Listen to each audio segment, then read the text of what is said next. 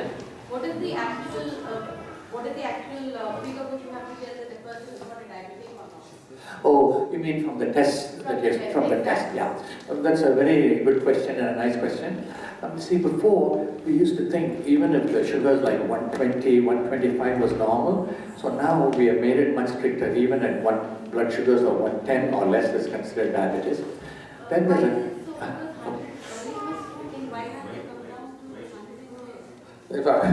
excellent question. So before we used to call it pre-diabetes, you know. So we used to say it's not really diabetes, you're borderline pre-diabetic. But now we find at that point itself, the effects of diabetes, which is very bad, like, you know, on the kidneys and on the eyes and the heart. Three things that the diabetes affects, it starts to affect even at 110. So that's why we have lowered it to a lower number. That's a beautiful question, you know, why? Because these numbers keep changing in medicine. The same thing with cholesterol, you know, we have dropped the number of cholesterol also. So that's very good. Very good. You had a question? That's the same question I have. Okay, what is when you are diagnosed as a diabetic? Only thing is, some doctors are very strict about this numbers. Right. Some doctors are more liberal. Exactly. Is there any kind of a, you know, strict rule about it? For example, you said when I was a student, it used to be 120 milligrams per. Now it's reduced to 110. But if you go to a doctor here, if it is less than 110, they say okay. If it's more than 110, they go and take this insulin, you know. Exactly. Yeah. So, you know, it is better to go to the doctor who is more strict, because that doctor is staying up to date on what the numbers are currently, because the older literature used to say, you know, even 125, we used to say it was okay, you know, so it's better to go with someone who's stricter with the numbers. But next time, if ever you have a question, ask your doctor to check this A1C, you know, that is the true answer to who has diabetes or not. If it's over 7, that's diabetes. Very good questions, you know, okay. Excuse me. Yeah. I'm a diabetic patient for 35 years now, Okay, so okay. I pretty much know what is going on in my body. But only question I don't understand, the doctor has never tried to explain it to me, is a HB1AC a calculated value, and if it is so, what is it calculated from? Right. So it is a calculated value, and it is purely calculated from the computer is able to gauge from the hemoglobin attachment. You know, so it's based on the hemoglobin in the body. So it is able to average for entire 3 months. You know, for 90 days, and it comes up with this number. So it's a very accurate number. Yeah, it's not like one day it is 7, one day it is 8. No, extremely accurate. Very, very good. One last question, Doctor. So Sure. எனக்கு வந்து sugar ஒரு 12 வருஷமா இருக்கு. ஆனால் எனக்கு வந்து அவ்வளோவா இருக்காது. நான் வந்து வேலைக்கு போயிட்டு இருந்தேன், எப்பவும் வீட்டில் வேலை செய்துகிட்டே இருப்பேன், சுறுசுறுப்பாக இருப்பேன். அதனால் வந்து எனக்கு அவ்வளோ இருக்காது. இன்சுலின் வந்து ஒரு நாளைக்கு நான் ஒரு முறை தான் போடுவேன், அந்த மாதிரி இருந்தது. ஆனால் இப்போ எனக்கு வந்து 1.5 வருஷமாக அந்த பேக் பெயின் வந்துட்டு நான் வீட்டில் வேலைக்கு போகிறதில்ல, வீட்டில் உட்காந்துருக்கேன். நடக்கிறதே வந்து ஒரு 5-6 ஸ்டெப் தான் நடக்கிறேன் நான். ஆனால் சும்மா இருக்கிறதில்ல, ஏதாவது ஒரு எக்ஸசைஸ் பண்ணிட்டு இருக்கேன். ஆனால் எனக்கு வந்து இப்போ சுகர் வந்து அதிகமாக சாப்பிட்றதெல்லாம் குறைச்சிட்டேன், எல்லாம் கம்ப்ளீட்டாக குறைச்சாச்சு. நான் காலையில் ஒரு கஷாயம் ஒன்று நம்ம ஆயுர்வேதிக் இதில் சொல்கிறாங்கன்னு சொல்லிட்டு அந்த கஷாயம் போட்டு குடிக்கிறேன். மத்தியானம் வந்து ப்ரெட்டு சாப்பிட்றதா 2 சைஸ் சாப்பிடும், அப்படி இல்லைன்னா ஒரு அளவு கப்பு சாப்பாடு சாப்பிட்றேன். ஆனால் அதுக்கே வந்து இன்றைக்கி நான் டெஸ்ட் பண்ணிட்டு வர சமயத்தில் எனக்கு ஏதோ ஒரு சந்தேகமாக இருந்தது, பார்த்தாக்கா 350 இருக்குது. Very good point. ஒன்றுமே சாப்பிடல நான் காலையில். ஏன்னா இங்கே வந்து நம்ம சாப்பிட போகிறோன்றதுக்காக காலையிலேருந்து நான் கொஞ்சம் ரொம்ப கண்ட்ரோலாக இருந்துட்டு இருக்காங்க. அப்படி இருக்கும்போது 350 இருக்குது. இன்சுலின் போட்டுட்டு இப்போ வந்திருக்கேன் நான். இப்போ எனக்கு இந்த சைடில் அடிக்கடி கை வலியெல்லாம் வரும்போது எனக்கு ஒரு பயம். அதனால அந்த டயட்டை பற்றி நான் டீட்டெயிலாக நான் பேச போகிறேன்.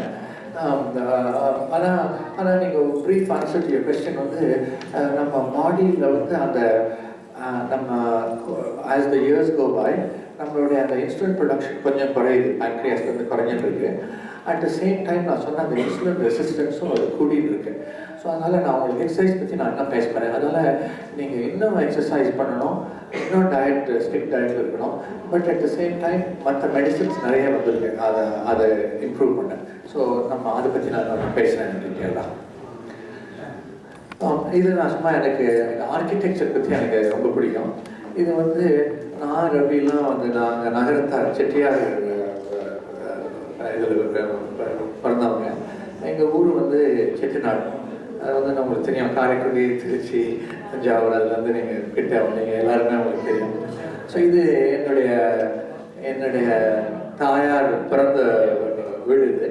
ஸோ அதில் வந்து அவங்க எனக்கு ரொம்ப இன்ட்ரெஸ்டாக எப்படி இவங்கெல்லாம் வந்து 100 வருஷத்துக்கு முன்னால் இந்த மாதிரி கட்டியிருக்காங்க அப்படின்னு சொல்லி.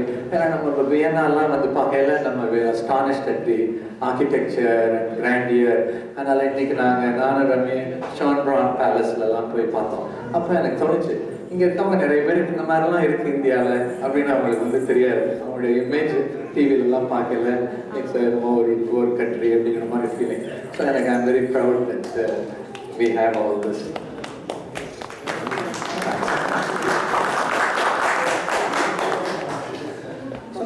ஸோ அடுத்தது நான் பேசுறது வந்து நம்ம ஹார்ட் டிசீஸுக்கு வந்து நம்ம என்ன டெஸ்ட், நம்ம நீங்கள்லாம் போகல டாக்டர்ஸ் பல டெஸ்ட் பண்ணுறாங்க. இதில் என்ன டெஸ்ட் நம்ம காமன்லி. ஸோ இது வந்து ட்ரெட்மில் டெஸ்ட். ஸோ இது வந்து ரொம்ப பேசிக் டெஸ்ட். நம்ம ஹார்ட் டிசீஸ்க்கு ட்ரெட்மில்லில் போட்டு இசிஜி எடுத்து அந்த இசிஜியில் நமக்கு தெரியுது என்ன மாதிரி அது ஹார்ட்டில் இதயத்தில் ப்ராப்ளம் இருக்கா இல்லையா, பிளாக்கேஜ் இருக்கா அப்படின்னு சொல்லி. அப்புறம் அந்த எக்கோங்கிறது சவுண்ட் வேவ்ஸை வச்சு நம்ம வந்து ஹார்ட்டில் இருக்க ஹார்ட் மசில்னுடைய ஸ்ட்ரென்த் இதான் நம்ம எக்கோ டெஸ்ட். நீங்கள் கேள்விப்பட்டிருக்கீங்க எக்கோ டெஸ்ட். ஸோ அதிலிருந்து நமக்கு ஹார்ட் பற்றி தெரியுது, ஹார்ட்னுடைய மூமெண்ட்டு, மசில் ஸ்ட்ரென்த்து, ஹார்ட்டில் இருக்க வேல்வ்ஸ் பற்றி அதில் தெரியுது. ஸோ இதில் நமக்கு இங்கே ட்ரைகஸ்பிட் வேல்வ், மைட்ரல் வேல்வ் அப்படின்னு அதில் இருக்க ஃப்ளோவில் இருக்குது, அதில் ஏதாவது ப்ராப்ளம்ஸ் இருக்கா அப்படின்னு சொல்லி நமக்கு வந்து தெரியுது. அடுத்த முக்கியமான டெஸ்ட் வந்து இந்த ஆன்ஜியோ டெஸ்ட், ஹார்ட் கேத்தட்ரைசேஷன். ஸோ இதில் பார்க்கல இங்கே நான் சர்ஜரி ஆன்ஜியோ பண்ணுற ஒரு இது இருக்குது. ஸோ இதில் நீங்கள் பார்க்கல அதில் ஒரு பிளாக்கேஜ் அந்த இடத்துல இருக்குது. அதான் பிளாக், அதான் கொலஸ்ட்ரால் பில்டப் ஆகி அதில் பிளாக் இருக்குது. அதிலிருந்து உங்களுக்கு அந்த பிளாக்கேஜ் எடுக்கிறது தான் ஹார்ட் ஆன்ஜியோபிளாஸ்டி அண்ட் ஸ்டென்ட்ஸ். ஸோ இதில் வந்து இது வந்து காலில் இருந்து இல்லாத ரிஸ்க்ல இருந்து நம்ம கேத்தட்டர் சாரி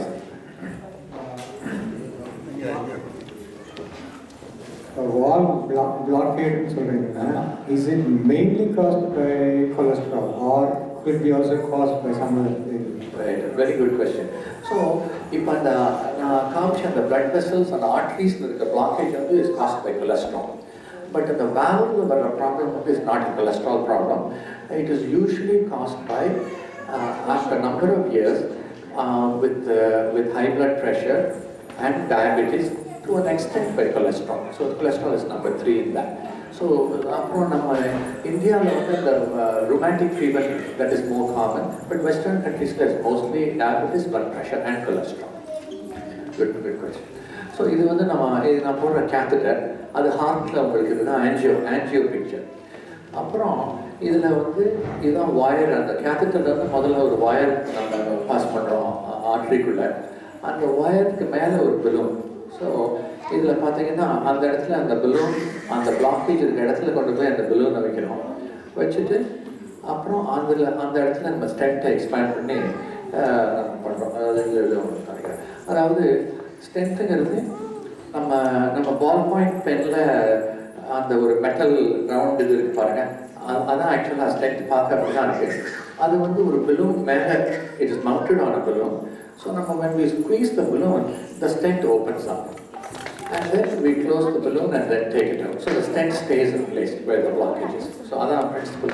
So அதான் இதில் நான் காமிக்கிறேன். The stent has been left there. அப்புறம் we take all this out of it. So அதான் ஸ்டென்ட் ரிலேட். ஸோ ஸ்டென்ட் வந்து ரொம்ப அப்படி ஒரு பெயின் அண்ட் டிஸ்கம்ஃபர்ட் அவ்வளோ இருக்காது. சார் சொன்னீங்க நீங்கள் உங்களுக்கு ரொம்ப அன்கம்ஃபர்டபுளாக இருந்ததுதான் அப்படி ஒன்றும்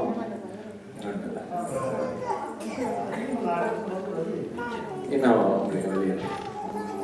எவ்வளோ வருஷம் ஆச்சு உங்களுக்கு ஸ்டென்ட்? 3 years. அதனால் நான் காமிச்ச அந்த stress test, treadmill stress test once year பண்ணணும். பண்ணி அதில் இருந்து பிக்சர்ஸ் எக்கோ எடுத்தோம்னா அதில் என்ன ப்ராப்ளம் இருக்கா இல்லையா அது there is a 5% chance the blockage can come back. So அதை நம்ம அப்படியே செக் பண்ணலாம்.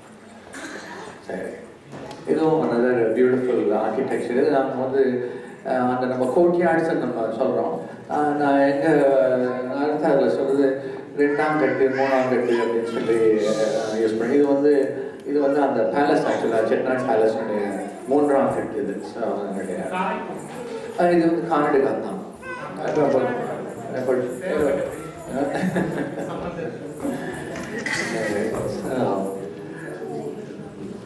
அப்புறம் இதை நான் சில ஸ்லைட்ஸ் நான் சொல்கிறேன்.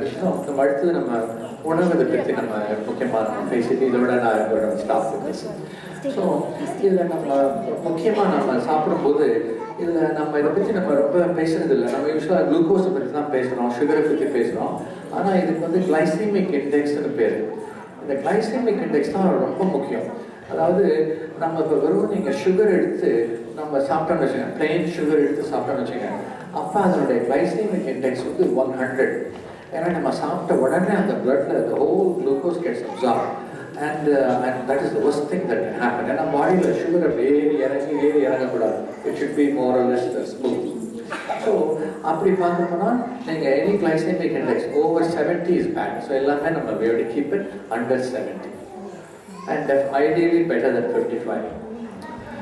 ஏன் அப்படின்னு சொல்லும்போது இட்ஸ் காம்ப்ளிகேட்டட் ஸ்லைட். பட் ஏன்னா நம்ம ஜாஸ்தி சுகர் ஏறிச்சுன்னா அப்புறம் நமக்கு உடனே அந்த இன்சுலின் ப்ரொடக்ஷன் ஜாஸ்தியாகுது. இன்சுலின் ப்ரொடக்ஷன் ஜாஸ்தியாகுதுன்னா உடனே திருப்பி சுகர் குறையுது, திருப்பி நமக்கு பசி வருது. ஸோ இது மாதிரி இட்ஸ் ஒரு பேட் சைக்கிள். அதை நம்ம பிரேக் பண்ணணும். ஸோ அதனால் நமக்கு முதல்ல எந்த உணவுப் பொருட்கள்லாம் இஸ் குட் அப்படின்னு பார்க்க போனோம்னா உங்களுக்கு வந்து நம்ம அந்த பருப்பு வகைகள் அது வந்து ரொம்ப வெரி குட் அண்ட் ஐடியல். அதில் வந்து உங்களுக்கு கிளைசமிக் இண்டெக்ஸ் குறைவு. அப்புறம் சன்னா, இந்த beans, all vegetables have a very low glycemic index. So those are all good except அதில் ஒரு எக்ஸெப்ஷன் உருளைக்கிழங்கு. அந்த பொட்டேட்டோ மட்டும் has a high glycemic index. மற்ற எல்லா vegetables have low glycemic. So that is an important point. இதுலங்க correct, very good. Beetroot